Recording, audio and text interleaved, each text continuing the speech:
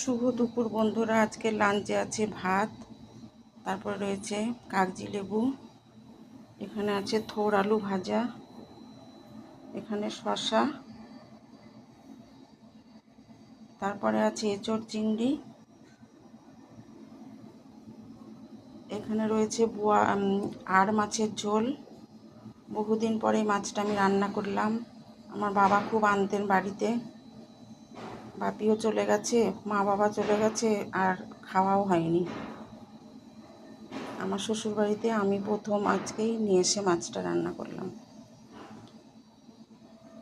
ওই জন্য বাবার কথা খুবই মনে পড়ছে। আর এখানে আছে টক দই। আজকের লাঞ্চটা আপনাদের কেমন লাগলো অবশ্যই লাইক কমেন্ট করে জানাবেন। আমার শুভকামনা রইল আপনাদের জন্য। সবাই ভালো থাকুন, সুস্থ থাকুন, গরমে বেশি বেশি জল খান। নমস্কার।